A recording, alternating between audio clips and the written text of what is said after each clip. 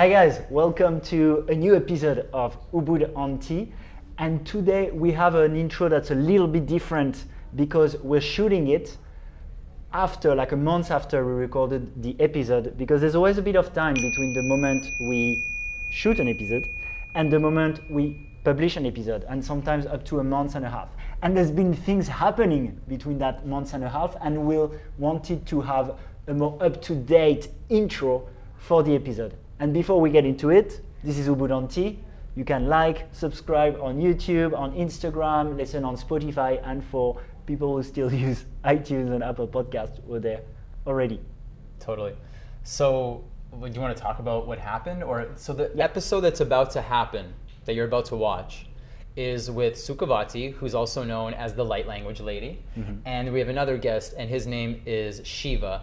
And he might be best known, he's best known for his tantric teachings and for being a really awesome guy. We're friends with him, and he's a good guy. But he's also known as the I love sex guy. This episode, we wanted to have it because in our community, there's something called, on Instagram, Ubud On Acid. Yeah. And just a rectification, he's known as the I love sex guy on Ubud On Acid, yes. Which is not the universe. Yes, it's not the universe. But it's something that we wanted to do an episode because here in Ubud, it's something that is talked about and something that's within our community, and everybody's like, who is behind it, and so on and so forth. So we wanted to bring people that had been featured on it, and we did.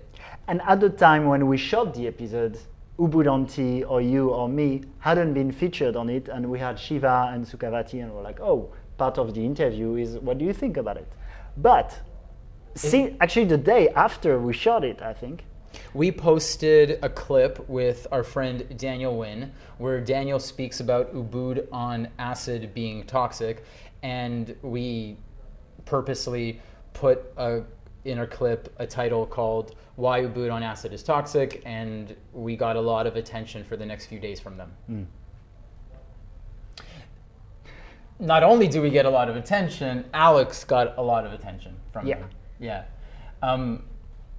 First of all, I wanted to what did that feel like? Because they went into your Instagram, they went into your Telegram channels, and I want to say before we go into this, like one of the things that I love about you the most, and before any of this, and something that I looked up to you is like the way that you would speak your mind, no matter what the subject was, online.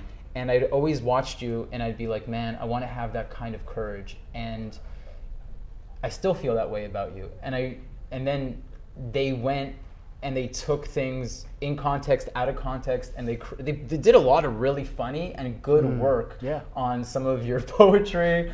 They went into like chats and stuff like that. So I just wanted to bring that up, see how you felt about it, what that experience was like for you.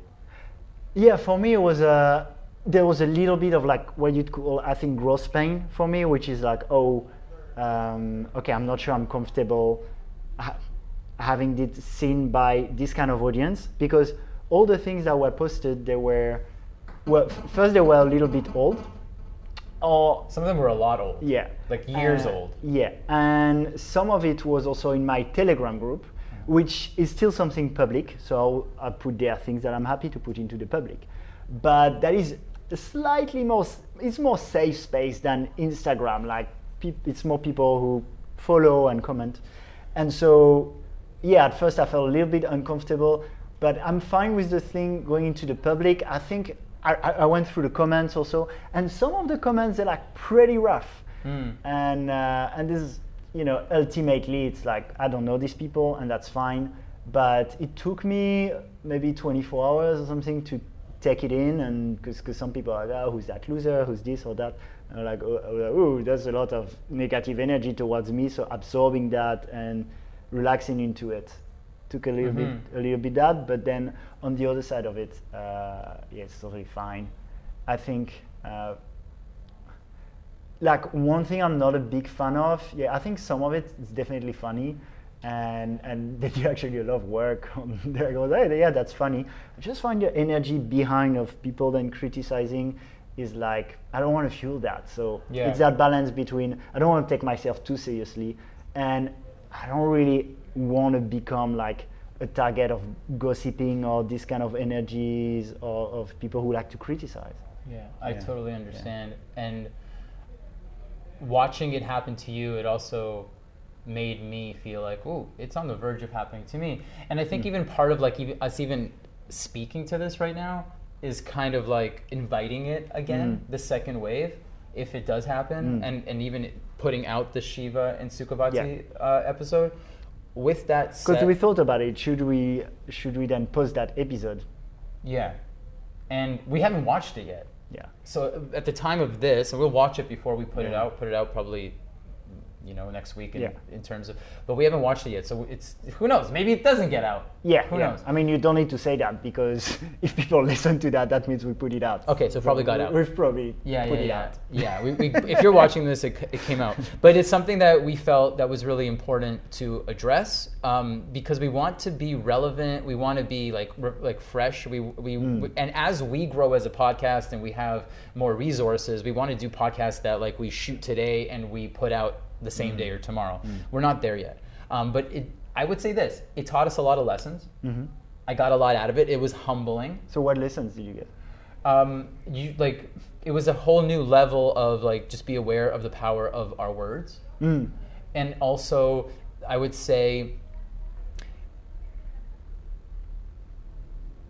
you're very aware of the power of your words right now. Yeah.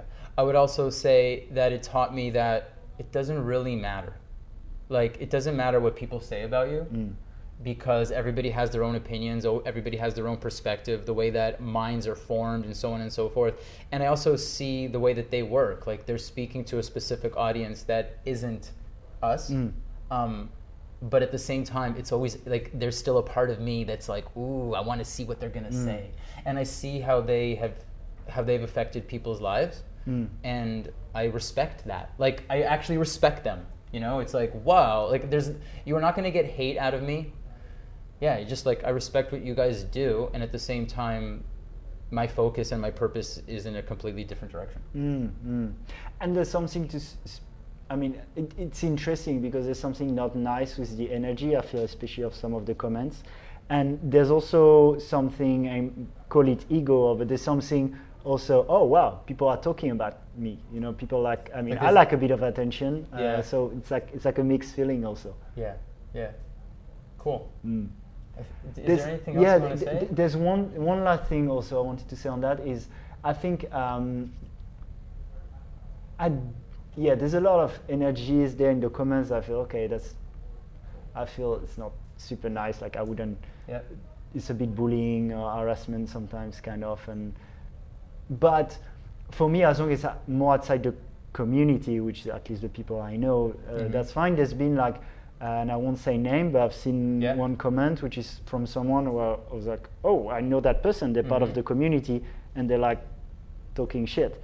And that's where I was like, okay, that's not so nice. So that's also why, like, we're playing with fire here, and totally. And so there's a part where it's like, okay, it's a cool game, and it's good, but it's interesting because we, like, this episode, we talk a lot about it, and it's an interesting balance because, at first I didn't really want to fuel it, and let's be honest, there's a part where we, like, brings attention to the show. We do a podcast show, we want people to listen, right? So for me, it's a balance of, I want people to listen, so it's good to have exposure. At the same time, I want to have exposure from people who have good intentions, if possible. I think it's cool to have a little bit of challenge, but some things totally out of context and with some kind of energy, like, okay, we're going to get you whatever you say, is not going to help. Yeah. One of my teachers, when asked what he thinks about haters, says that, I love haters like a good aged wine, because attention is attention is attention. And when we were talking about ego, like, if you have like a strong and a well integrated ego, it's like, I'm not going to be affected, and I'm going to let that energize me. And that is something, like, in terms of what I learned, it was like, whoa, that, like, I had to ask the question, am I ready for this? Because this podcast, what we're doing here, it's going to bring us into situations like Russell's interview today, for example, where we have to make decisions about who we speak to, how we speak to them, and the things that we bring up and the things that we highlight. And that's what they have done for us. They have given us an opportunity to really reflect, go inside about how important is this. And I really appreciate that, whether it was their intention or not. Energy and prana is energy and prana, and I longed for us and hope for us to have the ability to hold that energy, and we're finding that out now. I think it's beautiful, and so without supporting it for the reasons we talked about, I mean, I'll speak for myself at least. Without supporting it for what I shared with, I find the toxicity, which I think Danielle was very spot on. Then the way to look at it is like, okay, what's the kind of the spiritual work there? What is the growth there? What is the benefit? And what you talk about is super on point, like looking at our ego if we get bruised, and detachment from opinion of other people, and also pushing us to maybe be more correct and more impeccable with our words. And have like that checking is a little bit annoying, but being kept in check in a way, but can make us grow and mature. And we've had our first Balinese guest, which we wanted to do anyway, but maybe we were pushed by some of the comments there. Yeah, totally. So thank you, Alex, and thank you for sticking around for this. And I hope you enjoy this episode with Sukhavati and with Shiva. Yeah, not as the episode that we shot about a month ago. Yeah. Have a beautiful show, and looking forward to your comments, to your feedback. Don't forget, like, subscribe, watch us on YouTube. Please subscribe on Spotify, on Apple, and on Instagram. Peace. See you soon.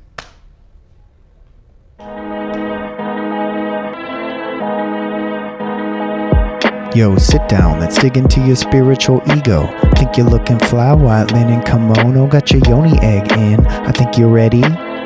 Yeah, it's time for Ubud On Tea.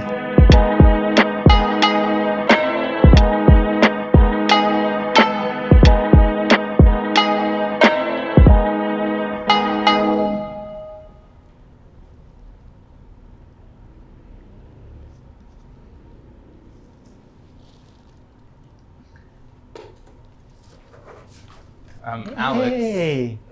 I didn't know Steffi was going to be here. Hey, my love. Hello. How are you guys? We're doing good. I didn't know that you served tea. Yeah, I mean, that's so nice. And you know we're gonna record episodes, like an episode. Yes, and it's a beautiful tea temple that I'm enjoying right now. Did you guys have a date planned for tonight or something? Tea date. Surprise. That's a good surprise. Let me serve you some. Okay. What are we drinking?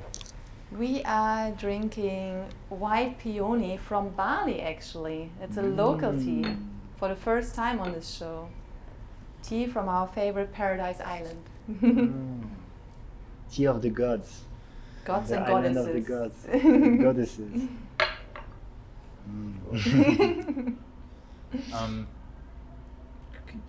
She's your girlfriend. I mean, I love having her here. I know. That's it. For me, she can stay. Late, you know? Yeah. Thank you so much, Bruno. Yay! Okay, amazing. I'll jump in here. Nice.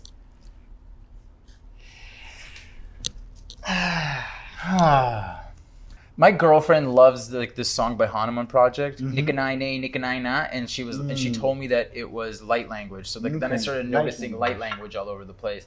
And Sukhavati does a light language workshop at Radiantly Alive. Okay. So I wanted to go. I couldn't go for extraneous circumstances that we don't have to talk about now, but in a future episode it'll be good. Okay. And yeah, so it would be cool if we had Sukhavati here to answer a little bit about that. That'd be cool. D'abord, la kata umatake. No kura mateke. Sikura katu. Di la kata o. Sukhavati! Kamono, kata. Nakatole. Yakamaoso.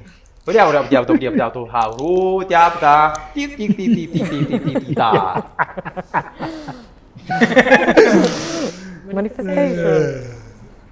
Thank you. Holy shit! Hayara Here you kata are. so apa na kete hayana tete aro. Oh, taro, pro. Idia. Maya ko kara tete. Franton, caprianton, pudiantia, pro, chica. Nakamote ici. Sana waku. Ding, bravo, kota. A full episode in light language. That might be I think your light Next. language is a bit Japonic. Japonic? What does that even mean? What does that mean, Japonic? With Japan roots. Oh! Japonic. Nice. Japonic. Well, yeah. For those of you who are watching at home, we have like the there it is. Yeah, and that's just the option where Google translates light language to English for you in real time. No way. It's not happening? You don't think so? It's not possible? No. So what we wanted to talk to you about is you got so much free press from Ubud On Acid. What was that process like? Were your feelings hurt at all? Tell us about that. Yeah, at the beginning, I think I was always myself, very raw and authentic. So suddenly seeing myself from another point of view, which is making fun, it's like, wow, it's true. I'm quite funny, this is really funny. And it's easy to make fun of it, So I start seeing myself from this point of view, but still going with it, Yeah. So now every time I post something, I'm like, fuck, I'm going to be featured in Ubud On Acid. But it's okay, yeah. Has it affected business? Negatively, positively? I think now more followers, yes, for sure. And then when they post a reel, it gets many views. But yeah, there's also haters and trollers, and that's not quite a nice energy. Yeah. But it's okay. Yeah. They make it onto your page? No, they just make laugh. But now they are also used to my light language, so yes, now it's better. But at the beginning they are like, what is this girl? What's her problem? She needs mental health. Yeah. That's not cool. Did you have haters putting hate comments in light language?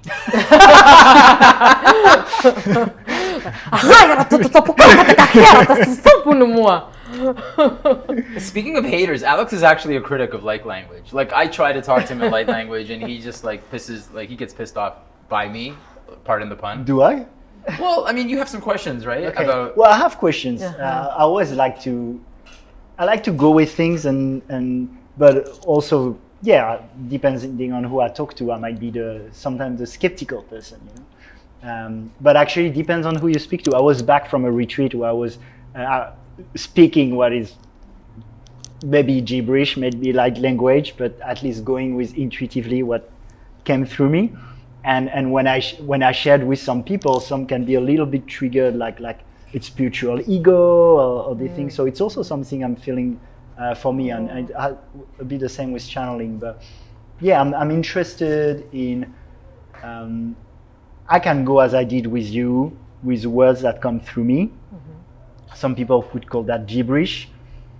Now, is it light language? That's the question I'm asking myself, and as a representation of my consciousness that arrives here, I'm asking you. Yes. So for me, you're speaking light language because it shifts the vibration. So if you're aware of your vibration, it shifts. Suddenly your vibration is like, whoop. There's not mental activity. You are just flowing, going with the flow in the present moment. You're not thinking. You feel different. It's like clearing. It's like angelic wings. It's like it cleans the aura. So yeah. If you're thinking, maybe just keep doing it till you don't think. Yeah, no, I'm not thinking. However, it's like, for example, the question I have is if I speak light language. Well, there's a part I really like where I can, with sharing with that word, you can still feel and probably even more the emotions. So there's more that can be communicated energetically. But is it a language in the way that you actually understand through the tones I'm making? So for me, also because I'm clairvoyant, so I get a lot of visions. So the richness about light language is it's a whole system of information, a whole packet of information you are sending to someone. It comes with images, with colors, with light, with sound. It can be like even with hands, no?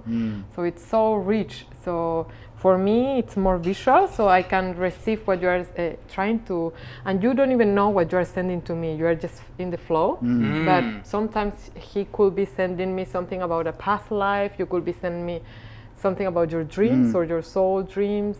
So it's very always deep. Yeah. Wow, so you're like a translator. Like I might give you light language, I don't know what it means, but you're gonna tell me what I was saying.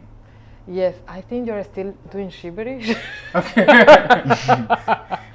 But sometimes you listen to me, like when I run into you and I like find like the passion, then you're like, okay, that's light language. That's Like, you've said that to me before. Yes. It depends where it's coming from, right? Like if you are relaxed and it's just flow, but now it was like Yeah, yeah. I'm like the lights. The lights. I will say this to you though. What you just said really touched me, and that's when you said if you're feeling the energy, which makes it a meditation. Like so, basically, from yogic speak, if it's a pranic speak, then it is what it is. Then it becomes something more true. Light language being like a Vishuddha chakra, like a throat chakra. Yes. What is your tattoo? You have a tattoo right on your throat. Do they have something to do with This is light language? Borneo art. It's so here in Borneo they will do to the headhunters. I didn't know about this. And well, the thing for me was here in Bali. One day I woke up and I was being strangled by spirits. And so I wanted to get healing. I couldn't breathe, I couldn't talk, I was choked by a spirit. So I started a healing process where I had to do some regressions, and I saw myself in a few lifetimes dying choke. And then, you know, in sex I like to be choked also, so it's like something really deep. Take note of that. Yes, so it's something, wow, really deep. And I had to move to the coast, like releasing, clearing, healing, and then to celebrate also that suddenly my light language got awakened here in Bali. So this was like a celebration and also a healing process. And yeah, for sure now I speak up my truth. You're traveling soon. Yeah. Where are you headed? I'm going to see my Guru Amma in India and then Europe. Cool. Very cool. Do you feel like in Europe you're going to be using light language? Of course. Okay. I use it every day of my life. Like for me, it's like my way of connect with my soul. So maybe I'm distracted cleaning or doing something, I speak light language and I come back to my center. Maybe it's the same for you guys with tea, but for me it's light language. So it's the channel. And yeah, I will be doing activations in light language, and every time I channel and I do healing is in light language. I translate to English or Spanish, but yeah. Amazing. Amazing. Where are you from originally? Canary Islands. Okay, Spain. But like really originally. Yes. I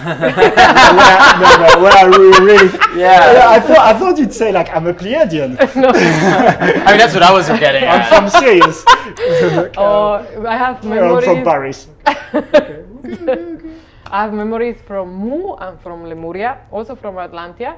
And actually where I was from here in a 3D level, it's from Tenerife. And Tenerife has a volcano in the middle, and that was the center of Atlantia. So there was where the mermaids and the dolphin men will live. So yeah, there's a lot of connection, yeah. Amazing, amazing. I know that you have a lot going on in your life. You have a photo shoot tomorrow. And you have an angel reading or something like at 9 o'clock. Teacher. I've been training a lot how to be clean, you know, and I think this is something that not many people talk about. I mean, we talk about being clean with the eat, with the food, but it's about the energy. Yeah. And for me, it's also quite new. Like I thought if I do my meditation and my mantra chanting and I clean myself physically, I will be clean. But no, it's not. It's wow, it's a lot of effort every day to see my aura, to see if I have entities in my chakras, to see if I have cords, if I have hooks, if I here there's a lot of black magic in Bali. So yeah, after 6 years channeling, now I'm in a process of being clean energetically. Takes a lot of time and it's so important. Before I was not taking so much focus on this. Yeah. What's the best way that our listeners and viewers can protect themselves? Yes, it's very good. Like first grounding, that's the best. So yeah, for Ubudians mainly, it's important to be grounded. So connecting with the center of earth, like being very focused on your feet and the ground and the sensations and the feeling and the textures. And we are a lot in our mind because of the phones and everything. So also connecting with source, with the sun, just sunbathing consciously. And then for me, it works a lot meditation with chakras. So I use light codes that they come and they start cleaning my chakras. And then expanding the colors of my chakras. And then now I'm in another training with an angelic healer, and it's through pendulum. So we have a lot of questions that we go every day, like, do I have any vows? Do I have any entities? Do I have any, black magic, or like there's a dense emotional energy around me, or thought form entity. Sometimes with our thoughts we create also entities. Right. So it's long, deep. Yeah. Good. Well, thank you. Yeah. That's actually a really good point also to adding the energy, because we did a lot on food and on matter, but we know that here we're matter, but we're actually mainly energy, right? So it's like on one hand, we don't want to bypass the physical. That's why we're interested in eating healthy, all this. And at the same time, there's so much also that you can do with energy, and it's so important. And that's why, like being here in Bali, for example, you have people who are very healthy and do really well, because energetically here they're quite advanced, even though sometimes they eat things that we wouldn't consider as so healthy. So it's really important to The transmutation. add the energy. Yeah. The ability to transmute the carbs.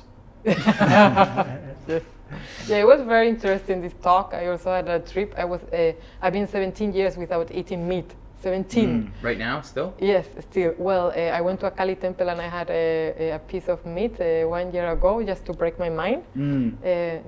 But still not eating meat.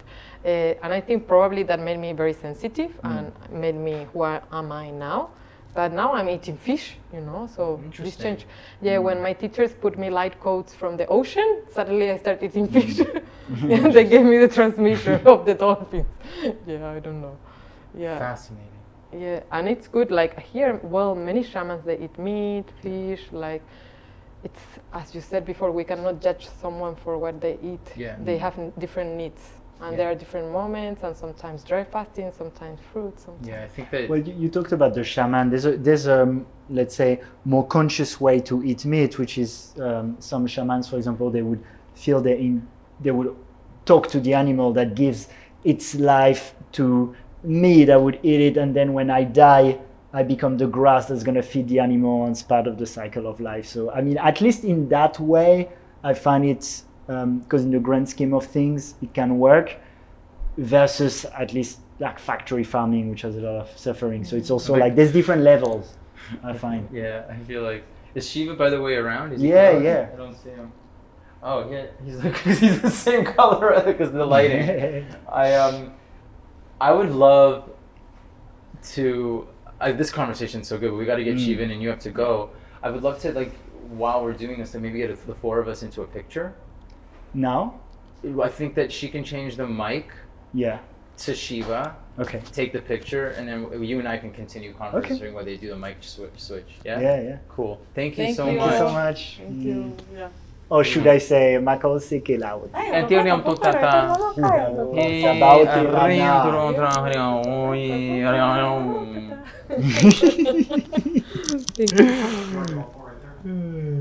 Thank you. Oh, Shiva, come in the middle. Come in the middle. In the middle. Yeah. Hey. Hey. Take another cushion. How are you? Great. Welcome, ladies and gentlemen. If you live in Ubud and you don't know Shiva, you don't really live in Ubud. I mean, this man is all over the ecstatic dance floor. This man is not only in Ubud in Bali. Like, if there's a cacao ceremony without you, it's not a cacao ceremony. You are invited to Uluwatu for cacao ceremonies. But you're more than that. You are a good guy. Every time I've had a conversation with you, it's been like from the heart. But what's the deal with the outfit? The outfit? No, listen, one time I arrived in Ubud and I didn't have shorts left, and then I had a piece of cloth and I wrapped it around my wrist, and it was like, oh great, I'm going to start wearing that. And then the other day I started cutting some fabrics and started designing some dragons there. It's all very spontaneous and something that feels good. Wearing, yeah. That's one thing about Ubud that you embody so much is being, let's say, different. Yeah. In the way you look and owning it. Yes, exactly. And actually for me, 3 years ago I went to a cacao ceremony and Shiva was doing the activation. I was like, this is awesome. Thank you. It really changed me. Thank you. A lot of it is left over from Burning Man. It's like Burning Man. Like you arrive over there, you have permission for radical self-expression. So it breaks the frames. Your clothes break the sound. This. This? Yeah, put it the other way. Okay, this? It's fine, it's done. Like that? Yeah. Okay. Thank you. Yeah, it's like radical self-expression. So you come out of there and then suddenly, I started painting my body and wearing things a little bit differently. Mm-hmm. Yeah, and it's fun. It's just for fun, Just like whatever. That's amazing. I love that it's just for fun, because I didn't expect that to be your answer. I expected your answer to be a sacred practice. It's a Something ritual. really profound. Yeah. Well, I mean, there is multiple dimensions to it. The marks, the red marks on the forehead, for instance, was being in a temple in high Himalayas, and then the priest came and he just went like boom, like that, right? And then I was blissed out for like an entire day. And so I was like, oh, there is some secret there. Let's try that again. And then I started, wearing a red mark on my forehead, and then I started adding on the heart and on the other chakras and in the hand, and trying different things. So it's all very experimental and playful and spontaneous. It's all a game, man. Yeah. I want to say I really connect with you really well, and I've been to your house. I bought spirulina off you. You're the local spirulina dealer. Yeah, I like it too, man. Yeah, thank you. I appreciate that, and I feel that with you. But this line of questioning, my friend, is going to be serious. Okay. Because apart from everything else that you have going on in your life, Yes. you are most famous. Maybe not most famous, but possibly most famous In Western Ubud. not location-wise, in the whole island, based on the 3 words, I want sex. I want sex. I want sex. I love sex. I love sex. Sorry. I love sex. Ubud On Acid has taken you, put you on given you a platform, has given you all this exposure based on I love sex. I love sex. I love sex. And I believe you love sex, because I meet you on the dance floor and I vibrate with you, and I also love sex in those moments. I love sex too. Yeah. What was that experience for these practices? What was that like for you to be on Ubud On Acid? What was that like for you? Well, the first thing that I want to say is that when we say I love sex, it was done within the context of a retreat, right? Something that was very, very playful, and we activate erotic fire and erotic energy, and at some point you want to break the frames of shame and guilt around sexual energy. Wait a second. I want to hear all of this. I'm sorry to interrupt. Yes. But fuck context! Okay. Just for a second. Yes. Fuck context. What was it like being on Ubud On Acid? What was the experience of that? And then we'll get into context. The experience of that? Well, I don't know. No big deal. I don't know. Yeah, it's like, oh, here I am. Oh, they are completely distorting the message and reframing it, and I go like, I don't care, I don't know. And then I see that it takes a turn of positive energy, and everybody like, oh, that's a new way of creating. I'm like, fantastic. Wow, this is a positive outcome. Yeah. So it's no big deal, Yeah. It's like we're all doing what we love doing, It's like those guys over there in Ubud On Acid grabbing some stuff and then turning it into something new. It's like whatever makes you happy. It's art. Yeah, it's art in some way. It's another form, and humor is a great thing. It's like it's part of the good things that we can activate on this planet. You go to a Tibetan monastery somewhere lost in the Himalayas, and the first thing the monks do, the young monks, when they see me arriving, they start teasing me. They go like, "Oh, you're a big man coming, in the mountains," and to make fun of you. And it's the same in lots of cultures. So I think that sarcasm and humor and all that is part of the game. So, yeah, fun. Cool. Yeah. Cool. Thank you for like taking my detour on the context conversation too. Yeah. Do you get noticed on the streets now? Are people like, "You're the guy from," or A couple of times. Does it happen here in Ubud, or does it happen like when you're somewhere else? No, over here in Ubud, I think a couple of times. Sometimes I see people looking at me a little bit funny, or somebody comes to me and says, "Oh yeah, I saw you. You're the guy," And I go like, "Yeah, maybe." I don't know. Yeah, but it's all a game, man. It's all a game. We're all playing a game. This is like the circus of Ubudia, or the circus of modern spirituality, and we can take it very seriously or look at it and it's all a holographic reality in which we live, and it's all an illusion at the same time. So play the game of whatever makes you happy. It's fun. It's like, and at the same time we can look at it and be like, "Oh my God, we're so serious here. We are working for the awakening of the planet and humankind," and like big statements, or be like, "I just wake up in the morning and I want to experience pleasure and fun and inspiration and dive into that." And then things start coming together, and after 30 years of doing that, then suddenly it's a reality that you live in and you play with, and it's great. I'm having the time of my life. Yeah. You too? Yeah. Right. I love my life It's, for sure. It's an interesting one because there's like in life there's that game component, and if you take it too far, it becomes scary too, right? Because that's why there's like principle and things that we think are more or less toxic, for example. It's like I don't have the answer.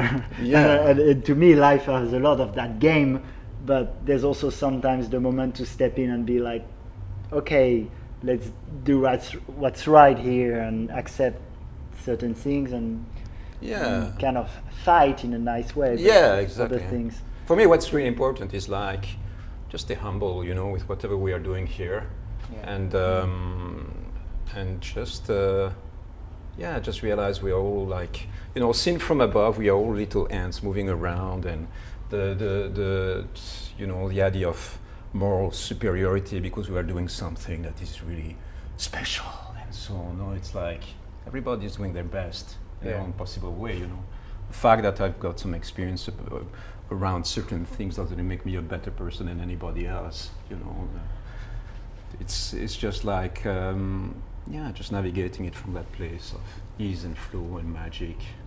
Yeah, I'm getting a sense of listening to you talk, and especially in this context, speaking of context, because we've spoken many times and I've really connected with you many times, but I've never been so aware of your humility until now. I'm very proud of my humility. But there is a sense, there's a sense of almost like a fragile man. Yeah, of course. So I'm listening to you, and I feel you. I feel you. Yeah. You're a boss at humility. You're a real boss at humility. A real boss at humility. It's my egoic identity. Yeah, it's fun to be here with you guys. I like the whole setup here. Isn't it beautiful? Yeah. I'm drinking tea. Yeah, well done. It's beautiful. Thank you. Okay. What other questions do you have? Well, what else is in the field? Do you have any questions? I'm putting you on the spot. I don't right now. Do you? Well, I don't have a question, but what I did want to know is you do activations, and this is a word that we use a lot. Activation. It's very Ubudian. But it's not actually, only. I'm pretty sure I launched that. Did you? Yeah, I'm pretty sure that 8 years ago nobody was using the word activation. Did you come from the marketing world? I feel like it's a marketing. No, I mean it was really because we're talking about meditations and cacao ceremonies, and sometimes I stopped using the word cacao ceremony. I started using the word cacao activation or tantric activation or something like that. And then everybody starts using the word activation, which is a good thing. Sometimes I even say a Shiva activation. Shiva activation. It's very powerful. Yeah.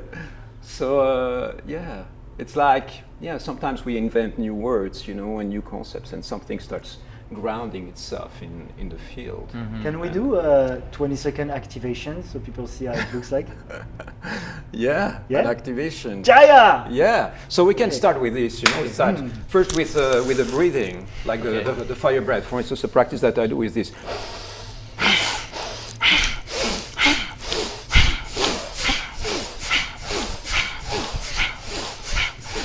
Okay, this is stage one, right? And then when we start using the sound, and it goes like, ha, ha, ha, ha, ha, ha, ha, ha, ha, ha. So you see the difference between doing just the breathing or using with sound is like, boom, high impact. Then when you add meaning to the sound, like for instance, Jaya, which means victory, then we see what happens. Jaya! Jaya! Jaya! Jaya! Jaya! Jaya! Jaya! Jaya! Jaya! Jaya! Jaya! Jaya! Jaya! Jaya! So, yeah, I feel so if we do that for an hour together, every morning, we are going to create this field of resonance there, right, between us, and then it's like, it carries us forward.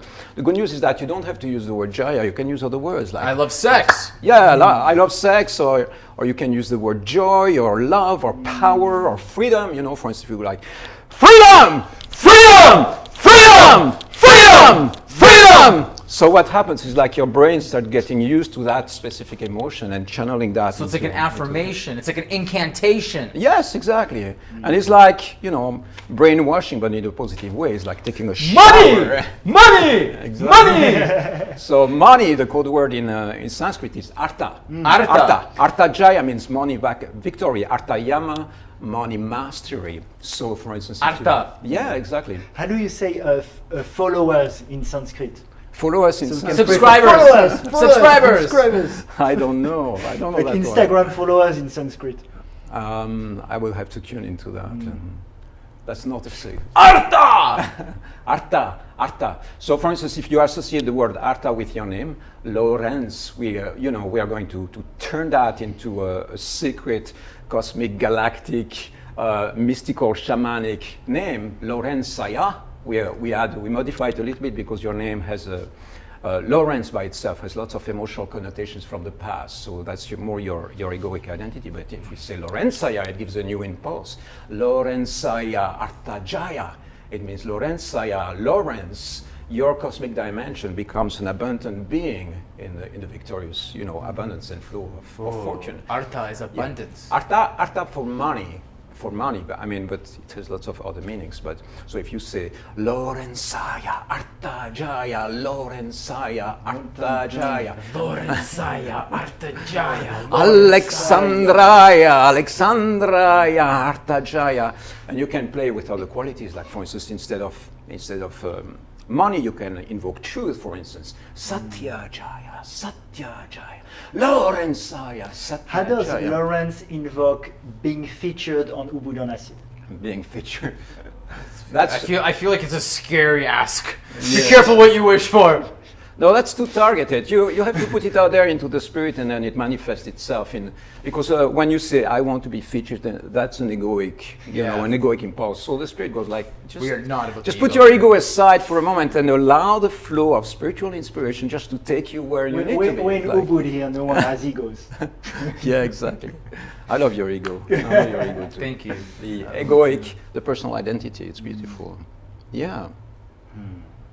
How you like? You like the invocations, the activations? I like it. I feel it in my body. Like I feel like a sense of like the masculine core has returned as I'm having this conversation. Yeah. And I'm seeing, you're having a massive impact on this town too. I see your classes over there with like 50, 60 people. Thank you, man. And just like vinyasa and power presence with music with Narayan. Yeah. Fun. Yeah. They're the most funny classes. Yeah, it looks like. Yeah.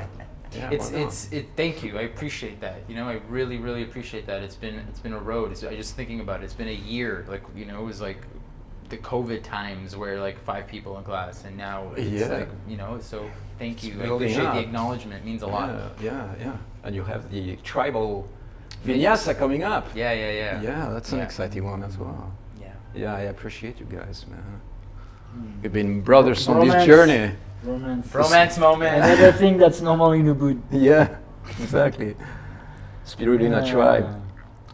Spirulina gives me gas. That's what you said. Fact. Yeah, not for me. For me, not spirulina I stopped because it's addictive. It's I think addictive. it reminds me of cream cheese, I think. So Yeah. as a French, I would go back after partying, eating a lot of cheese. Yeah. And then I found myself, and I go back home, like I would maybe tonight, and take the spirulina and start eating It's it. positive addiction, And it's man. like, well, it's Yeah. way, I think, for what I think is too much. Like, Yeah. I don't digest it so well. I think it's way too much protein also if I have more than a couple of spoons. Yeah, I know you're building up So, so yeah. much muscle now. Yeah. But I want to make my own protein. Yeah. Beautiful. Yeah. Beautiful. Okay. Yeah, I think we've covered a lot today because obviously It's been a we long started day. before, It's been a and we long talked show. about food. We had light language. We had you on the activation. I think it's been a really interesting episode around what we do also differently here in Ubud that might be interesting for other people and not preaching or pretending we have all the truth at all. Like we just don't know what we're talking about too. But it's just another perspective, and I think. I think can be interesting for people, whether it's from you, Lawrence, from myself, from Sukhavati, and Yeah, it's a kind of subculture, having fun here, experimenting. You know, it's all an experiment. It's a beautiful note on the plane of Earth that we live on. Please like, subscribe, follow. Don't forget to press the notification key. You are watching us on Spotify or on YouTube or listening to us on any one of the podcast platforms. Jaya. Jaya. Jaya! Jaya. Jaya. Beautiful. We also struggle to close the episodes, like to have a nice finish. That might be part of the finish. Thank you so much for joining us. This has been amazing. Om. Beautiful. Beautiful. But that might be a signature too. Okay, I think. Oh, we did a slurp. Will you slurp that? This is for me? That? Yeah. This is for me. I need to slurp. Yeah. O great tea of the great goddesses of Ubudia, I am going to drink thee. I need to slurp. That's a wrap. Namaste. Namaste. Namaste.